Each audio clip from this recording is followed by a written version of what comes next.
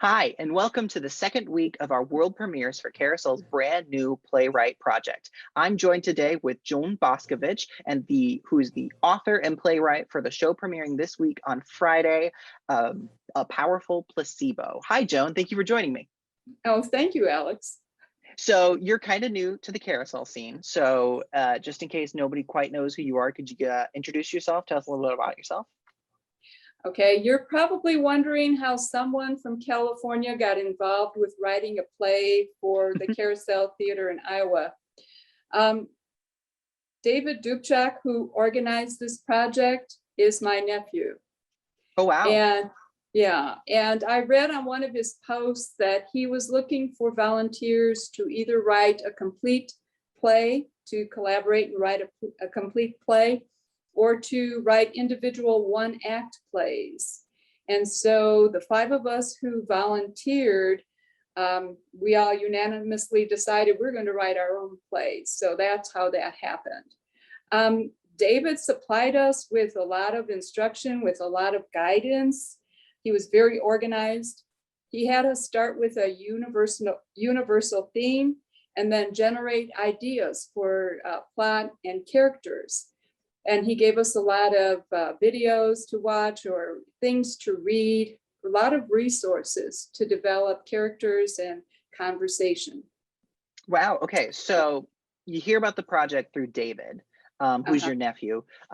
What inspired you to want to try to write a play? Have you ever written anything before? I tried writing short stories. I wrote letters to the editor about our local hospital and how difficult, how dysfunctional it was. But as far as writing a play, no. But you got to realize this was in the middle of the pandemic. Mm-hmm. I'm a senior. What was there for me to do? So you're supposed to stay connected. You're supposed to try new things. Well, this fit both criteria: stay connected and try new things. Zoom is something I've become proficient at with that. So I want to point out too, maybe this is the place to put it in this. When all five plays were finished, I think if you've seen them all, you notice that they're all about the value of reconnecting or maintaining relationships with family and friends. Yeah. And I was wondering if the isolation people felt during the pandemic kind of played on us, so that this is what came out creatively. In fact, I even thought of us as the pandemic playwrights.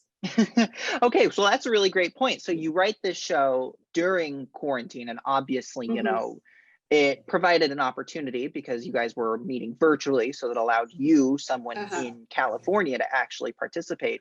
But how do you think it affected your mindset in approaching? Did you think about your characters in a different way in the context of being in quarantine in a world with COVID? I think not, because I don't think so. My characters are based on my mom, who had Alzheimer's, and the decline my siblings and I watched happen to her. And also a friend of mine whose father had Alzheimer's. And he was lamenting the fact that his dad and mom had been married for so long, and then she passed away, and then his dad ended up in a facility for Alzheimer's patients. And how sad is it to spend your whole life connected and then be alone? Where not that you're alone, but nobody. How could you, that has to be so sad to not know anybody, to not know what's going on. And he's just going on and on. So I said, okay, my mom had Alzheimer's, your dad had Alzheimer's. We have a 50-50 chance of getting this. I said, if we both get it, you want to be roommates? That way we'll at least know each other in the morning, and so that's been playing on my mind for a while. I mean, my mom having to go through this and watching her go through this. And then, what would happen if we actually were in the same facility, for Alzheimer's? What would happen then? So I don't think it changed any. I think, with David's guidance, I learned about how to fine tune your characters. So everybody, you don't have to have them say a lot of things. You can have them, you can gather information about them, about what they say, or about what people say about them, or how they respond to other people. Okay, same thing with plot development. Just keep it rolling. The words you use when you write, be more specific with verbs. I think if I learned, not so much that my characters changed, but the way I presented them in a play changed. So you've got these like characters, based on your mother and your friend's father. And then of course, we've got the setting of them with Alzheimer's living in the nursing home. Walk me through your process of actually writing out your script. Like, what was your first step and how did that lead down the line of finding dialogue or figuring out your settings or your two supporting characters in the nurses? Okay. Like I said, David gave us the beginning, choose a universal theme. Now let's generate some ideas about how you want to display that theme. That came pretty easy to me. On the other hand, I only had one idea. Other people had like 5, 6 ideas. I'm like, I have this one, but we thought it was, everyone thought it was good and said, okay, just go with it. David had shared with us some famous writers and their process, like, oh, they write something 100 times, or one guy acted out everybody's part to see how he should do it. My way of doing this, I also, while the pandemic was going on, I only lived like 3 miles from my daughter and her family.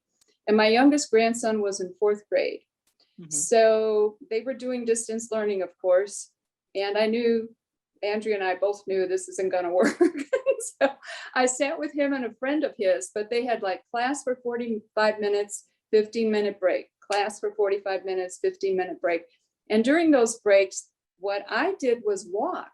Walking and thinking is the way I did this. I didn't write everything and then scribble it out and start all over.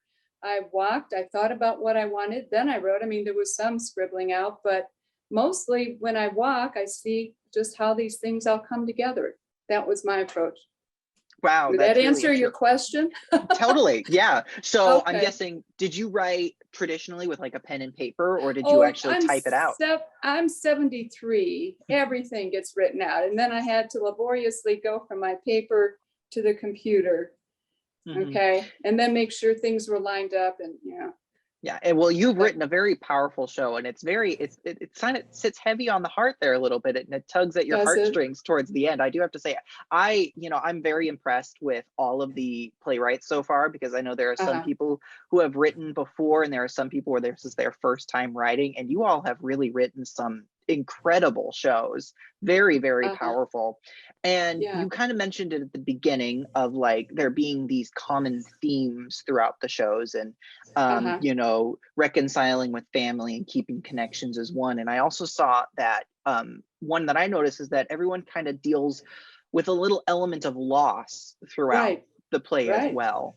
Was this just something that happened? Was there ever any discussion? Did you guys ever notice at any point during the process that you were kind of dealing with the same elements there? I don't think while we were writing, but maybe when we were finished. I know I mentioned it to David. I don't know if I mentioned it out loud at the end of one of our meetings, but I know I wrote it or mentioned it to David that, did you notice we all seem to be affected by our environment at this time? So, yeah. Yeah, that's incredible.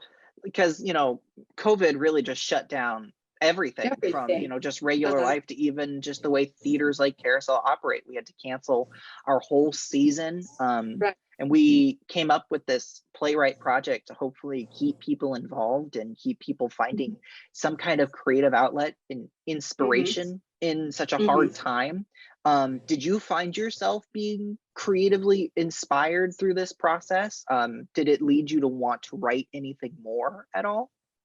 Not at the present time. I want to see how this ends up on stage, and then I don't know that unless someone puts out an email saying we need this written, I probably won't.